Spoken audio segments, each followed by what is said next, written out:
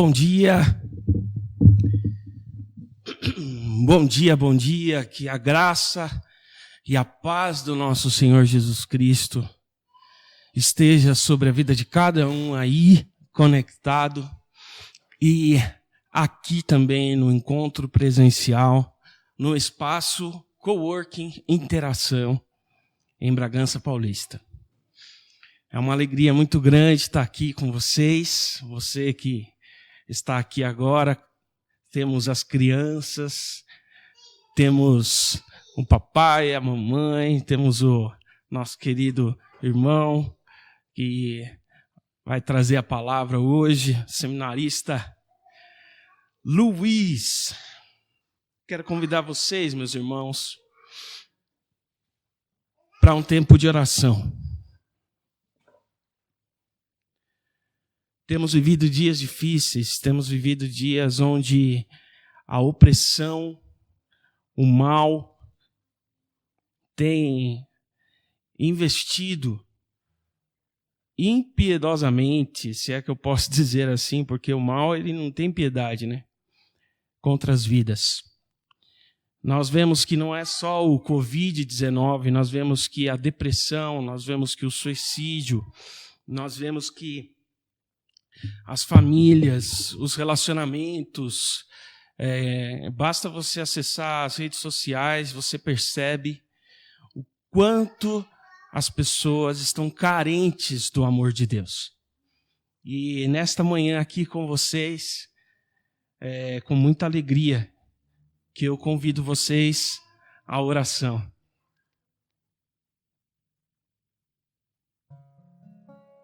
Senhor Deus,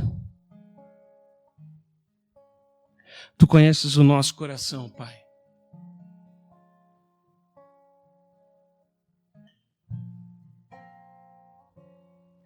Pai amado, nessa manhã,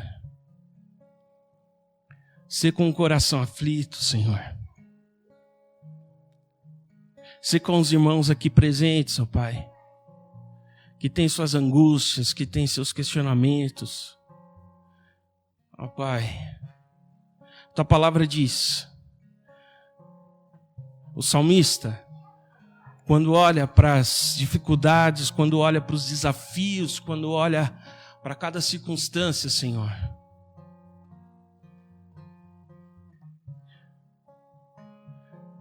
eleva os meus olhos para os montes.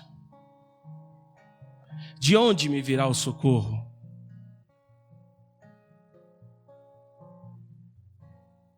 O meu socorro vem do Senhor, que fez o céu e a terra.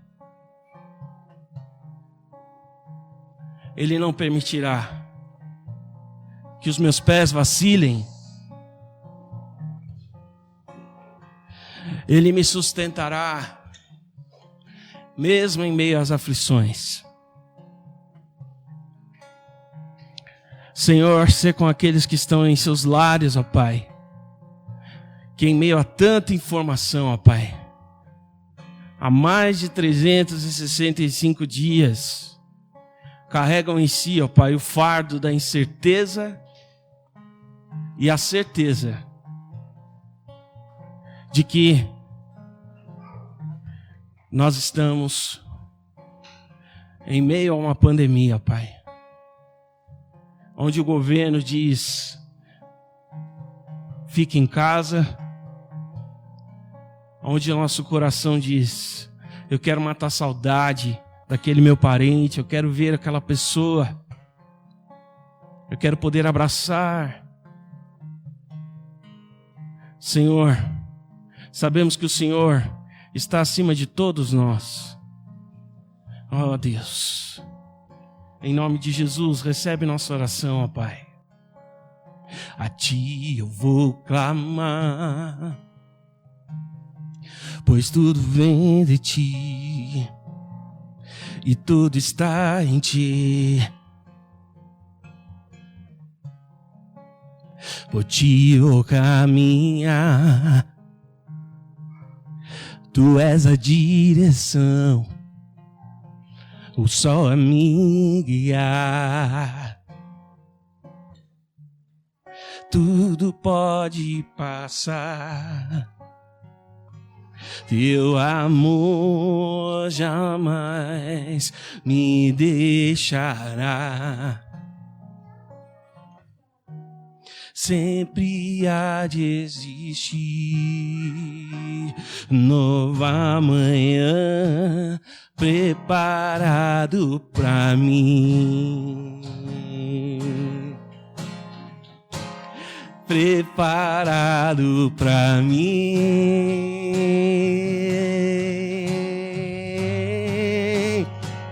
Eu me rendo aos teus pés, és tudo que eu preciso pra viver.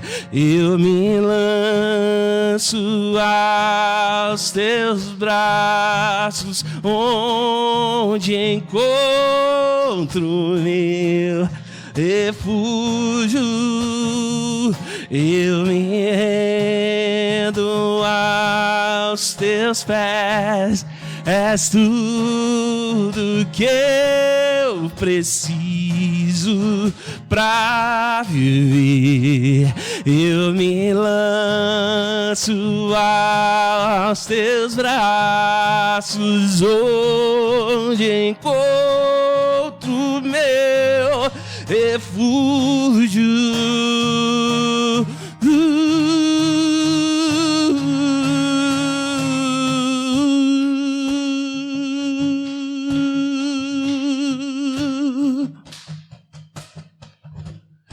Senhor Deus, em nome de Jesus, recebe o nosso clamor, ó Pai.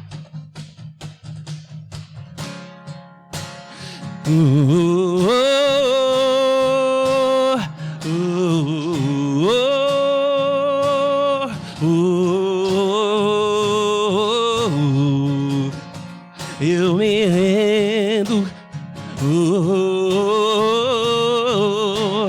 ao Senhor Salvador. Aleluias, aleluia, Senhor, nós podemos confiar em Ti.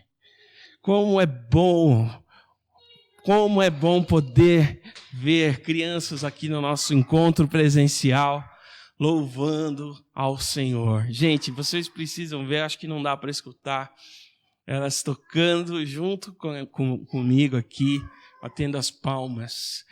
E eu me lembro do Senhor falando: deixe vir as minhas criancinhas, porque delas é o reino dos céus.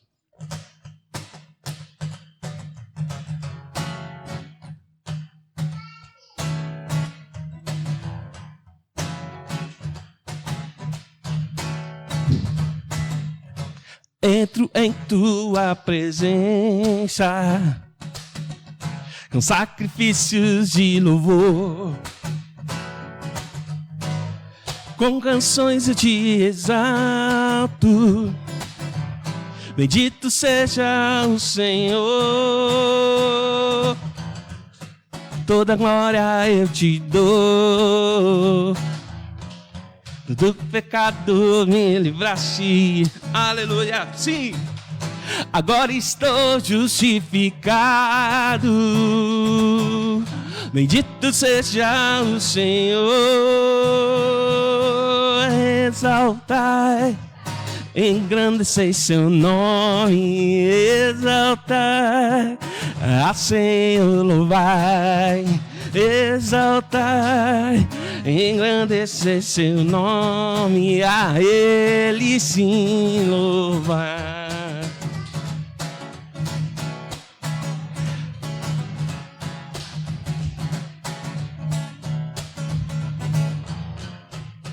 Entro em tua presença com sacrifícios de louvor, com canções eu te exalto.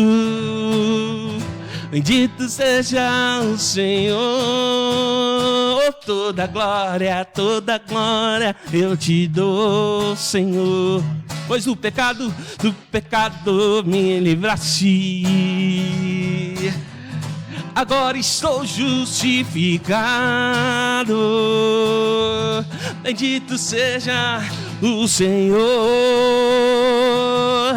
exaltai, engrandecer seu nome, exaltai ao Senhor, louvai, exaltai, engrandecei seu nome, a Ele sim louvai, a Ele sim louvai, exaltai, aleluia.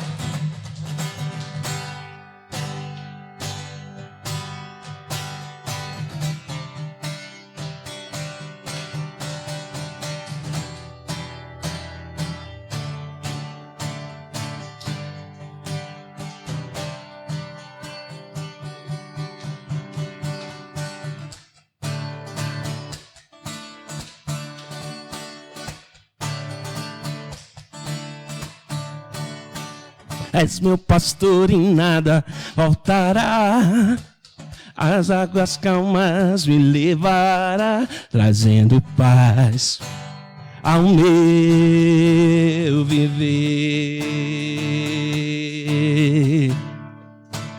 E pela mão vais me guiar, quando no vale eu passar, e eu não temerei,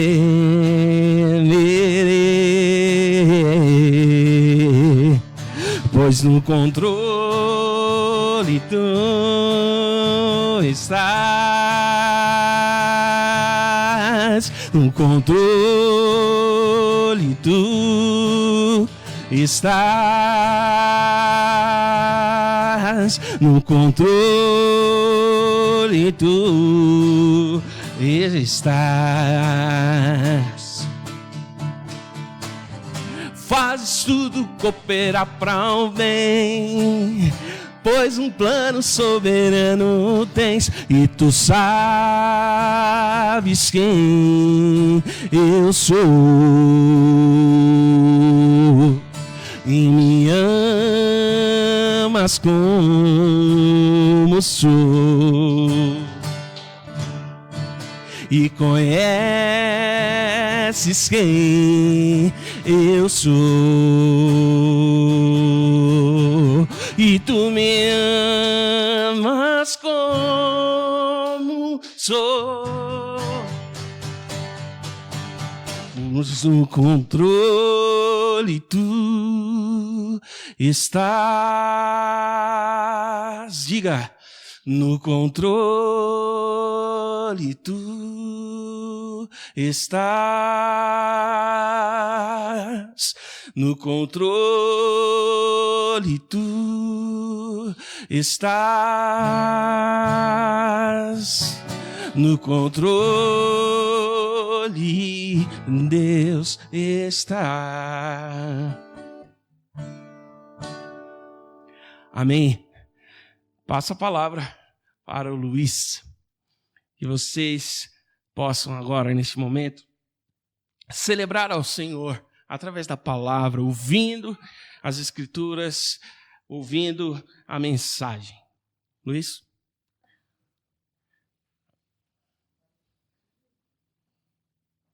O microfone já está ligado.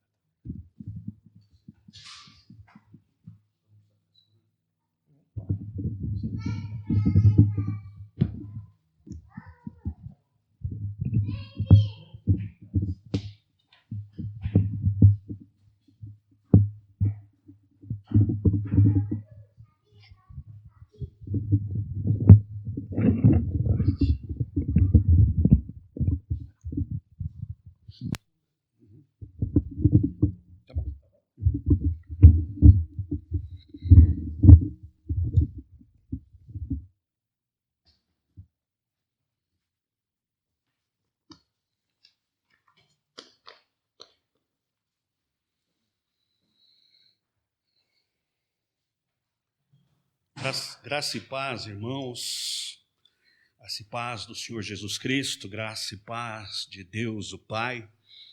Mais uma vez é um grande prazer, um privilégio poder compartilhar com os irmãos a palavra de Deus, compartilhar com os irmãos aquilo que Deus tem dito ao nosso coração. Vamos abrir a palavra de Deus no Evangelho de João, capítulo 6. João, capítulo 6. João 6, nós vamos ler dos versículos 60 até o 69.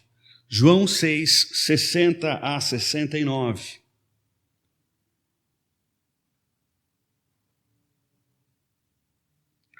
João capítulo 6, 60 a 69 diz: Ao ouvirem isso, muitos dos seus discípulos disseram: Dura é essa palavra, quem pode suportá-la? Sabendo em seu íntimo que os seus discípulos estavam se queixando do que ouviram, Jesus lhes disse: Isso os escandaliza? O que acontecerá se vocês virem o Filho do Homem subir para onde estava antes? O Espírito dá vida, a carne não produz nada que se aproveite. As palavras que eu disse são Espírito e vida. Contudo, há alguns de vocês que não creem, pois Jesus sabia desde o princípio quais deles não criam e quem o iria trair. E prosseguiu: É por isso que eu disse a vocês que ninguém pode vir a mim, a não ser que isso lhe seja dado pelo meu Pai. Daquela hora em diante, muitos dos seus discípulos voltaram atrás e deixaram de segui-lo. Jesus perguntou aos 12, Vocês também não querem ir? Simão Pedro lhe respondeu, Senhor, para quem iremos? Tu tens as palavras da vida eterna. Nós cremos e sabemos que tu és o Santo de Deus. Vamos orar? Senhor, nós pedimos a Ti agora a ministração do Teu Espírito Santo em nosso coração.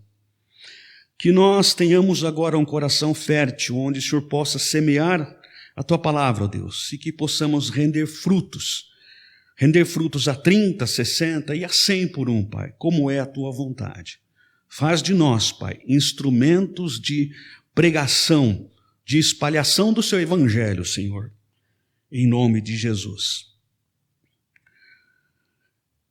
Ser crente hoje está na moda. Está na moda ser crente. Antigamente nós éramos conhecidos como aquele povo estranho, aquele povo diferente, né? As pessoas observavam os crentes na rua, domingo à tarde, num calor de sol escaldante de verão, e lá iam os crentes de terno, de gravata, suando, com aquela Bíblia, geralmente uma Bíblia preta, de capa preta, debaixo do braço. As irmãzinhas, vestido longo, sempre o mesmo vestido, todo domingo a mesma roupa. Cabelo com o coque, sem maquiagem e sem qualquer vocação para beleza, sem qualquer vocação para se produzir, sem qualquer preocupação com o ser diferente, com a vaidade. Enfim, esses eram os crentes. Eram pessoas desprezíveis. As pessoas olhavam para nós com desdém, olhavam para nós com desprezo. Hoje as coisas já não são mais assim. Quem são os crentes hoje? Os crentes hoje são aquelas pessoas que estão na moda. Hoje está na moda ser crente. Aliás, não está na moda ser crente, hoje está na moda ser gospel. Nós, como bons brasileiros, como aqueles que são tomados do complexo de vira-lata, gostamos de falar gospel, porque até em inglês o evangelho fica mais bonito. E nós somos uma subcultura dentro da nossa sociedade. Tudo que nós temos, tudo que nós fazemos é gospel. Então nós temos show gospel, temos música gospel, cantores gospel, nós temos locais gospel, eventos gospel, temos até marcha para Jesus. Ou seja, tudo aquilo que a cultura moderna tem, nós também temos, só que o nosso é carimbado como gospel. O nosso é carimbado como gospel e o ser gospel é ser crente. Então, quando antes se via o crente como um ser estranho, como alguém desvinculado dessa vida, da vida desse mundo, alguém que abria mão dos prazeres dessa vida desde que tivesse certeza do céu após a morte, hoje nós aprendemos a viver essa vida e gozar dessa vida tudo aquilo que ela tem de mais importante e mais prazeroso. Até aí, tudo bem. Mas o fato é que nós ainda não somos vistos necessariamente como exemplos daqueles que professam crer na palavra de Deus e professam ser filhos de Deus, seguidores de Jesus e discípulos de Jesus. O texto que nós acabamos de ler, ele é bastante sintomático e bastante esclarecedor a respeito dessa questão. Jesus havia acabado de multiplicar pães e peixes.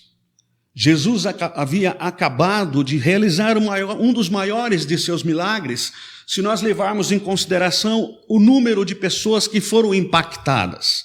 Eles estavam no deserto, cerca de 5.000 homens, sem contar mulheres e crianças, diz o texto, estavam ali com ele já há bastante tempo e, de repente, estavam com fome.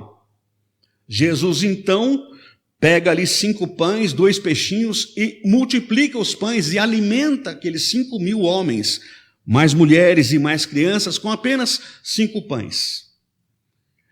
Por óbvio que esse milagre chama a atenção daquele povo e eles começam a se perguntar, não seria esse tal Jesus o profeta esperado? Não seria ele o rei esperado? Não seria ele o Messias? E o povo então já começa a cercar Jesus com o objetivo de fazer Jesus rei. Jesus então, ele se afasta, pega um barco, cruza o mar da Galileia e vai para Cafarnaum. No dia seguinte, esse mesmo pessoal vai atrás de Jesus, até Cafarnaum. Jesus então os interpela e prega um sermão bastante estranho. Ele diz, olha, vocês vieram até aqui porque se alimentaram do pão que eu dei para vocês. Só que o problema de vocês é que vocês não precisam do pão material. Vocês não precisam do pão que mata a fome do corpo. Porque o pão que vocês precisam, na verdade, é um pão que vem do céu. E sou eu que posso dar a vocês esse pão que vem do céu. Aquelas pessoas, então, discípulos porque seguiam Jesus, eles perguntam, mas espera aí, como é que o senhor vai dar pão do céu? Nós entendemos pão do céu como sendo o maná. O maná que Moisés nos deu quando os nossos pais estavam peregrinando pelo deserto. Esse é o pão que desceu do céu. Nós não conhecemos nenhum outro pão. E o que nós queremos, então, é o pão que mata a fome do estômago. A não ser que o Senhor tenha maná para nos dar. Jesus, então, diz, o problema é o seguinte, o pão que vocês precisam é a minha carne e a bebida que vocês precisam é o meu sangue. O pão que eu tenho para dar para vocês sou eu, é o meu corpo. E a bebida que eu tenho que dar para vocês é o meu sangue. Se vocês não se alimentarem do meu corpo e do meu sangue, vocês voltarão a ter fome. Mas o meu corpo e o meu sangue são o alimento que dará para vocês a vida eterna. A carne não aproveita para nada. O pão material não aproveita para nada. O que interessa de fato e garante a vida eterna é o meu corpo e o meu sangue. Ou seja, é o pão que veio do céu. É óbvio que Jesus não estava sendo literal. Jesus não estava ali naquele momento falando de carne e sangue verdadeiros, reais. Até porque seria canibalismo. E Jesus não está pregando o canibalismo. Seria um absurdo, seria uma heresia, seria uma blasfêmia para os judeus pensarem em comer carne humana. Muito menos beber sangue humano. Eles eram proibidos de beber sangue. Então, aquelas pessoas começaram a pensar, esse sujeito, o que ele está falando é heresia. Ele nos alimentou para nos cativar, agora nós estamos aqui, e o que ele está propondo para nós é nós nos desviarmos de tudo aquilo que nós aprendemos e comermos a carne dele, carne humana, e bebermos o sangue dele, bebermos sangue humano. A questão é que eles não haviam entendido aquilo que Jesus estava dizendo. Jesus não estava falando de carne, de sangue materiais. Ele estava usando uma comparação, ele estava usando uma metáfora, ele estava usando uma figura de linguagem, que significava comer a sua carne, beber o seu sangue, entrar numa relação íntima com ele. Entrar numa relação íntima com ele, e era isso, essa intimidade dessa relação é que guardaria, é que conferiria a eles essa vida eterna, que era a vida que eles de fato precisavam. E eles não entenderam isso, não entenderam assim. Então, diante dessas colocações de Jesus e diante da sua ignorância, diante da sua incapacidade de compreensão, eles olham uns para os outros e dizem: esse discurso é muito duro, esse discurso não faz sentido. E então eles se viram, eles voltam atrás, abandonam Jesus com os 12, e vão embora, cada um deles, para cuidar da sua vida. Foi só aquele dia, foi aquele milagre, aqueles 5.000 pães, e agora ele veio com essa conversa atravessada, ele veio com essa conversa estranha, e não é isso que nós queremos. Aliás, isso que ele está propondo é pecado. Isso que ele está propondo é contrariar a lei. Isso que ele está propondo é contrariar a vontade de Deus, comer carne e beber sangue. E eles não entenderam o discurso de Jesus, o alcance das palavras de Jesus. Então Jesus se vira para os 12, depois que todo mundo vai embora, e pergunta: e vocês? Vocês também querem ir embora? Simão Pedro toma a dianteira e diz: Senhor, para quem nós iremos? Somente o Senhor tem as palavras de vida eterna. E nós sabemos que o Senhor é o Santo de Deus. Essas palavras de Pedro, elas expressam de maneira bastante eloquente, de maneira bastante evidente, o que é, de fato, ser um discípulo de Jesus. O discípulo não era apenas e tão somente aquele que andava com Jesus, aguardando os milagres de Jesus, aguardando se aproveitar dessa companhia de Jesus para tirar algum tipo de proveito. O discípulo de Jesus era muito mais do que isso. Não era nada disso, aliás. Portanto, o que é sermos um discípulo de Jesus? O que é que nós aprendemos com esse texto que acabamos de ler, a partir desse contexto que acabamos de expor sobre o ser um discípulo de Jesus? Eu gostaria de dizer que ser um discípulo de Jesus é atender a um chamado de Jesus.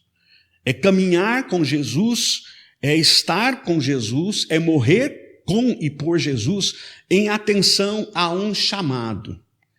E esse chamado, ele tem 3 características a partir do texto que nós lemos. Que tipo de chamado é esse que nós atendemos para sermos discípulos de Jesus? Em primeiro lugar, o chamado ele é irresistível. O chamado é irresistível. Nós vemos que o versículo 65, versículo 65 diz, e continuou: por isso vos disse que ninguém pode vir a mim, se pelo Pai não for concedido. O versículo 37, a página anterior que nós não lemos, diz: todo aquele que o Pai me der, virá a mim, e quem vier a mim, eu jamais rejeitarei. É o Pai que dá, é o Pai que traz, é o Pai que chama. E esse chamado do Pai, ele é irresistível, porque quem for a Jesus em razão ou em atenção ao chamado do Pai, Jesus jamais rejeita. Mas o chamado, então, é irresistível.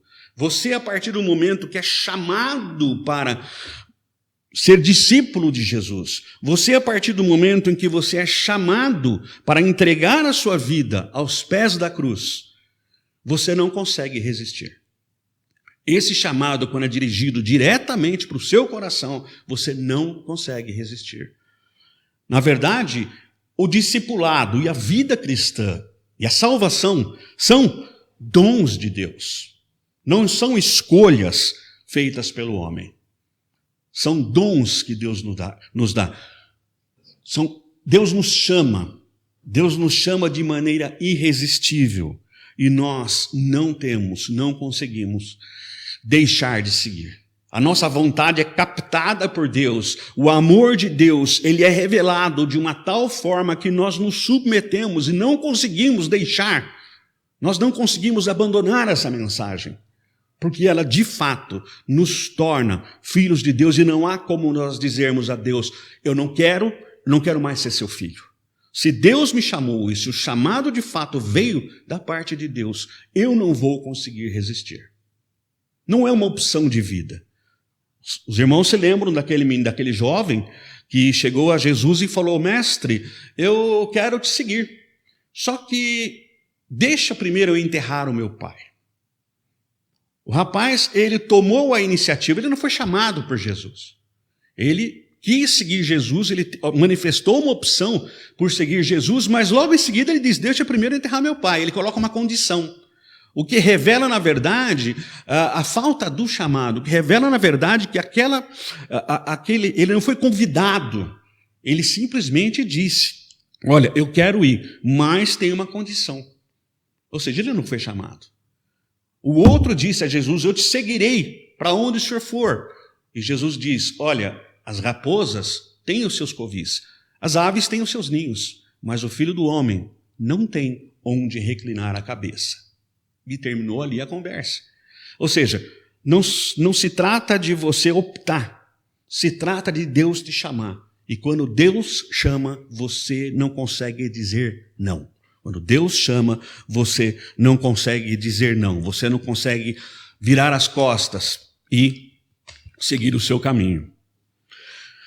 Por outro lado, o discipulado é um chamado para uma opção absurda. O discipulado é um chamado irresistível. O discipulado é um chamado absurdo.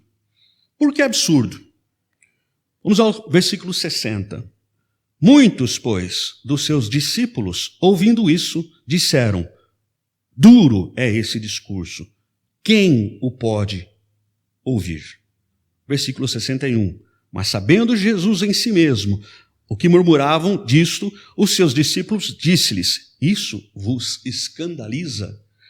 Jesus tinha plena consciência de que aquilo que ele havia dito para aquelas pessoas era absurdo. Comer carne e beber sangue era um absurdo. Era um chamado absurdo. O que Jesus está dizendo é o seguinte, olha, vocês querem me seguir? Então optem pelo absurdo de comer a minha carne e beber o meu sangue. Era blasfêmia. Como é que eu vou pensar em comer a carne e beber o sangue de uma pessoa, de um homem?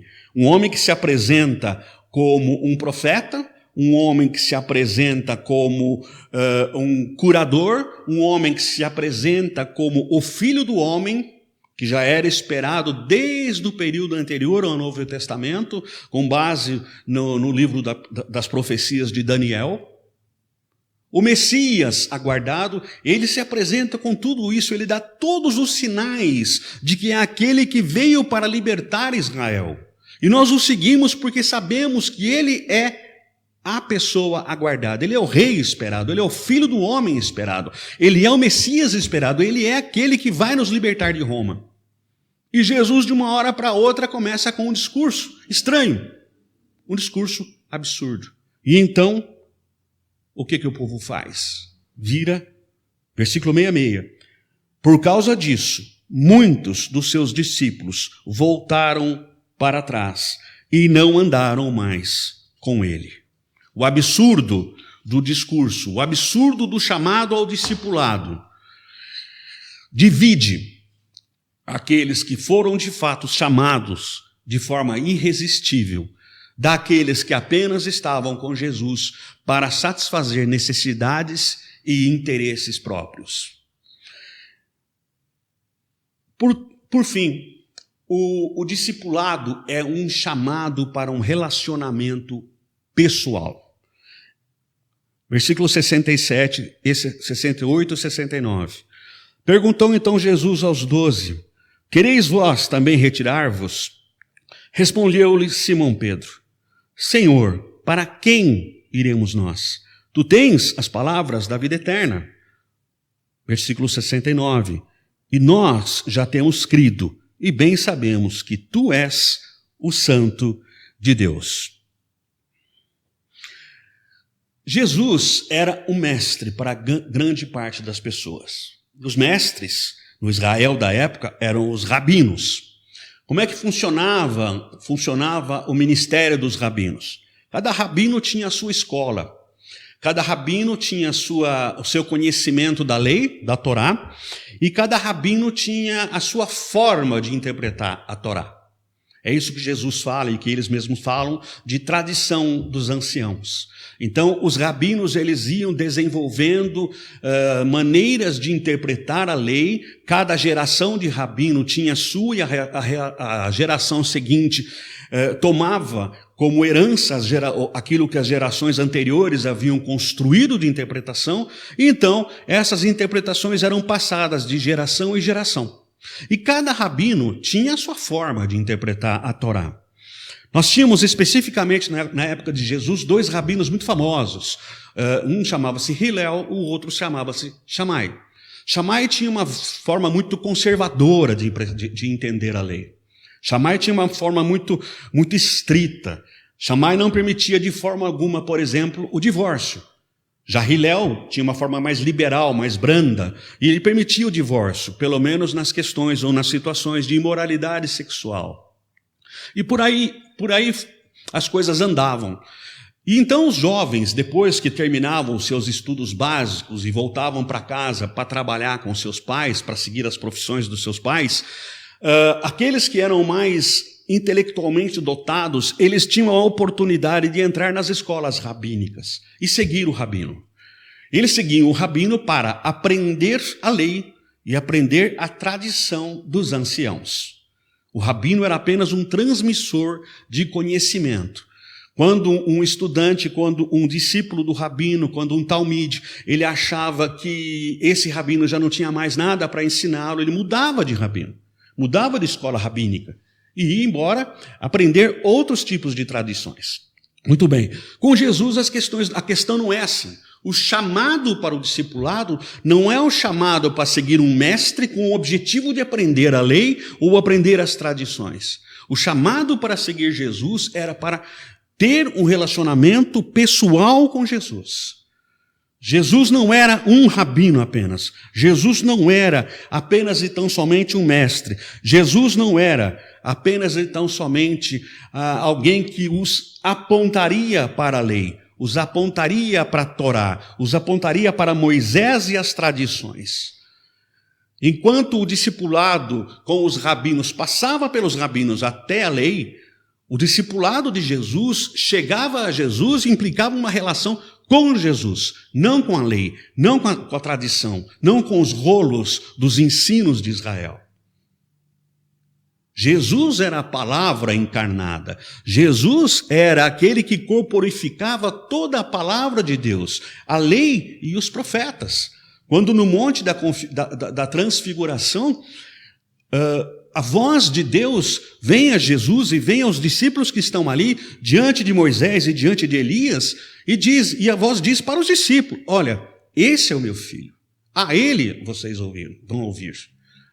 A lei, representada por Moisés, a profecia, os profetas, representados por Elias, tinham cumprido o seu papel de levar os discípulos até Jesus. Agora, o que os discípulos têm é um relacionamento com Jesus. Agora é hora de ouvir não mais os profetas, não mais a lei, que não são um fim em si mesmo. Era um instrumento para se chegar a Jesus. Agora se ouve Jesus. É por isso que Pedro pergunta: para quem nós vamos? Ele não pergunta para onde nós vamos. Para quem nós vamos? E Pedro ali tem um momento de revelação. E diz: nós temos crido. A gente não apenas sabe. A gente não apenas tem conhecimento intelectual. A gente não apenas sabe descrever o seu trabalho, não apenas conhecemos o Senhor de ver, de ouvir. Nós não apenas sabemos que o Senhor veio de Nazaré. Nosso conhecimento do Senhor não é intelectual. O nosso conhecimento do Senhor é um conhecimento que nos foi revelado pelo Pai. Quando Ele nos chamou de forma irresistível, ainda que este conhecimento se mostre absurdo, nós temos crido. Crido que o Senhor é que tem as palavras da vida eterna. Nós sabemos que o que o Senhor acabou de falar sobre sangue e sobre corpo, não é sangue sobre corpo, e sobre sangue e sobre corpo materiais. Nós sabemos que o Senhor acabou de nos dizer palavras de vida eterna, que significam estar no Senhor, relacionarmos-nos com o Senhor, manter intimidade com o Senhor. É por isso que nós perguntamos para quem a gente vai, é para o Senhor. Porque só o Senhor tem palavra de vida eterna. E nós temos crido que o Senhor é o Santo de Deus. Nós temos crido que o Senhor é o Santo de Deus. Nós vivemos um tempo de muito sincretismo religioso. Desde a época do iluminismo, né, nós aprendemos muito sobre individualismo. Hoje nós somos pessoas extremamente individualistas. Cada um tem a sua própria verdade. Cada um tem a sua maneira de enxergar o mundo. E esta liberdade e esse individualismo, ele se reflete nas posições políticas, por exemplo. Eu tenho minha opinião, você tem a sua, cada um interpreta a política do jeito que quer. Cada um tem a sua verdade. Isso aparece nas nossas convicções filosóficas. Eu entendo a vida de um jeito, você entende a vida do outro, e assim eu me porto assim, você se porta de outra forma, se porta assado. E isso também implica liberdade de culto, liberdade religiosa. Hoje nós não podemos impor uma religião a quem quer que seja. Na Idade Média e até o começo da Idade Moderna, a igreja ela se instalava no determinado país, e se o governante daquele país se convertesse ao catolicismo ou ao protestantismo, todo o povo virava católico ou virava protestante, porque a religião do rei era a religião do povo. Não havia liberdade religiosa. Mas no mundo ocidental de hoje, nós temos liberdade religiosa. E um dos efeitos dessa liberdade religiosa é o sincretismo. O que é o sincretismo? É o fenômeno segundo o qual nós aproveitamos elementos das várias religiões e construímos uma religião só. Nós trazemos das outras religiões para a nossa práticas, pensamentos, teologias completamente distintas.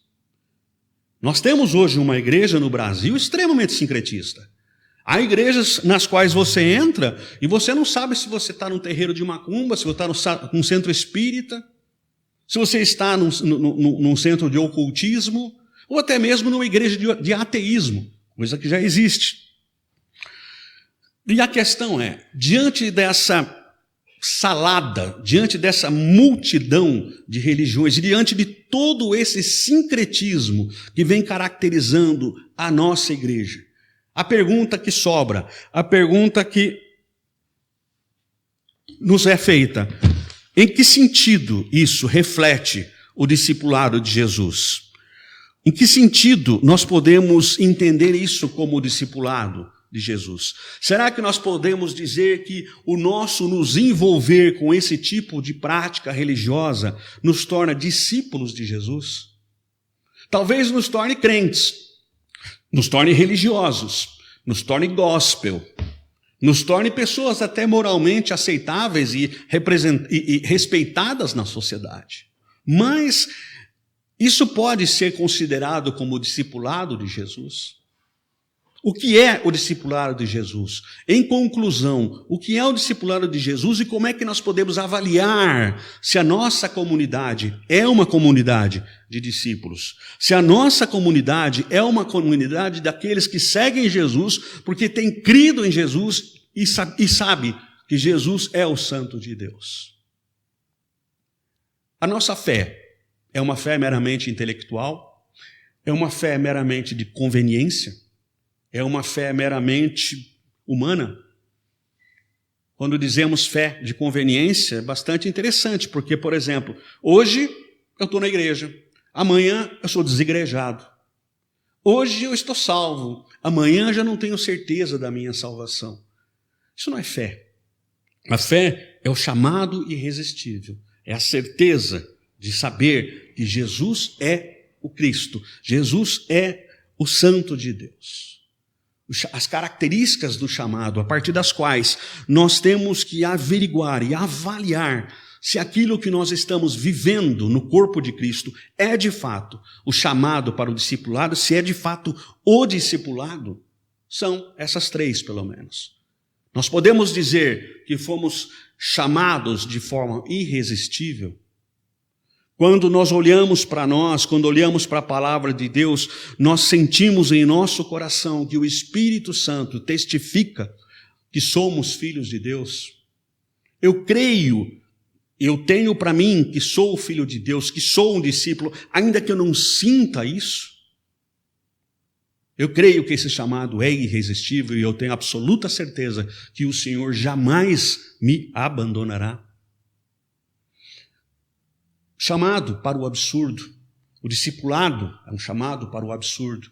Será que nós temos tido a coragem de crer no absurdo? Sim, porque para o mundo de hoje, a nossa fé não faz sentido nenhum. Como falar que nós cremos que um judeu insignificante, que nasceu num país insignificante, numa cultura insignificante, é hoje o Filho de Deus que está sentado à direita de Deus e que ele ressuscitou depois de morrer uma morte vergonhosa e que ele vai ressuscitar, ele vai voltar para julgar vivos e mortos. Como nós podemos entender, como é que nós podemos admitir que este homem era mais do que um homem, mas era o Filho de Deus, era o Deus homem? Como é que nós podemos entender que essa pessoa tão impotente, tão fraca, tão desprezível, que se deixou torturar, se ele era de fato o Filho de Deus, por que ele não reagiu? Como é que nós vamos acreditar que ele tem a pretensão e tem o direito de ser Senhor das nossas vidas, Senhor de todo o universo? Como é que eu posso acreditar naquilo que a palavra de Deus diz com relação ao fato de que Deus criou todas as coisas para Jesus e através de Jesus? Não faz sentido. Isso é um absurdo.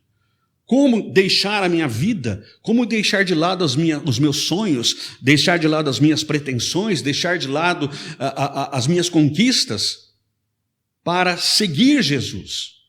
Abandonar a minha alma em nome ou por conta do discipulado. É um chamado para o absurdo. Irresistível, absurdo e um chamado para um relacionamento pessoal. Como me relacionar pessoalmente com alguém que eu não vejo? Como me relacionar pessoalmente com alguém que eu não posso tocar, que eu não posso apalpar? O Deus do mundo não é um Deus pessoal. O Deus do mundo, ele tem várias facetas, ele tem várias características. Há quem crê que Deus criou a terra, criou o homem, fez funcionar, botou para funcionar, e hoje ele está lá no céu e não intervém em nada aqui, ele deixa as coisas funcionarem e ele não intervém e nunca vai intervir. Isso se chama deísmo. Há aqueles que dizem, não, Deus não é pessoal, Deus está em todas as coisas são Deus. Os homens são Deus, a criação é Deus, os animais são Deus. Isso é o panteísmo. O Deus do panteísmo não é pessoal. O Deus do deísmo não é pessoal. Há aqueles que dizem que não existe apenas um Deus, mas que o Deus dos cristãos é apenas um, dentre outros deuses. Muitos adeptos da nova era, que são, na verdade, herdeiros dos gnósticos da época do Novo Testamento, creem assim. Eles entendem que há um Deus severo, um Deus de justiça, um Deus que mata, que é o Deus do Antigo Testamento. Mas há um outro Deus, que é o Deus e Pai de Jesus Cristo, que é o Deus do Novo Testamento. Ou seja, nenhuma dessas propostas espirituais, nenhuma dessas propostas de espiritualidade nos apresenta um Deus que encarnou-se e veio até nós, na pessoa do seu Filho, através de quem Deus, o Pai, criou todas as coisas, que morreu e que ressuscitou, está nos céus agora e que há de vir a julgar toda a humanidade. Que esse Deus é uma pessoa, ele não é uma energia, ele não é todas as coisas, ele é uma pessoa. E que nós somos chamados a nos relacionar com essa pessoa. Portanto, o discipulado é isso, é um chamado irresistível da parte de Deus. É um chamado para crermos no absurdo. E é um chamado para que nós nos relacionemos pessoalmente com um Deus que é pessoal. Essa é a maneira de nós avaliarmos o nosso discipulado. Você crê? Crê que realmente Deus o chamou de forma irresistível e tem certeza absoluta que está nas mãos dele e que ele jamais vai te dispensar? Você aceita o fato de que aquilo em que você crê é absurdo para o mundo, mas faz todo sentido na fé, faz todo sentido porque Deus o tem revelado para você na sua palavra, que haverá um momento em que Deus haverá de julgar vivos e mortos? Você crê que consegue, que pode e que está sendo chamado para se relacionar com Jesus, não como um Deus distante, não como uma energia, mas como alguém que está aí para você, com quem você pode conversar, a quem você pode desabafar, com quem você pode chorar, com quem você pode celebrar, a quem você pode pedir, a quem você pode louvar. Essas são as questões que nós precisamos responder se nós queremos dizer que somos de fato discípulos de Jesus. São as questões que nós temos que responder se nós queremos de fato avaliar se aquilo que nós vivemos é o discipulado. Vamos orar? Senhor nosso Deus, nosso Pai, nós te agradecemos pela tua palavra. Te agradecemos, Senhor, porque o teu Espírito Santo tem aquecido o nosso coração e, mais do que isso, tem perturbado o nosso coração para que nós avaliemos a nossa condição espiritual, para que nós avaliemos a nossa condição como discípulos do Senhor Jesus. Pai, abre os nossos olhos, Senhor. Abre, Senhor, o nosso coração. E, ó Deus, nos exorta quando nós nos desviarmos do discipulado. E, Pai, em nome de Jesus, dá-nos a sabedoria necessária para chamarmos outros para o teu discipulado. Em nome do Senhor Jesus. Amém.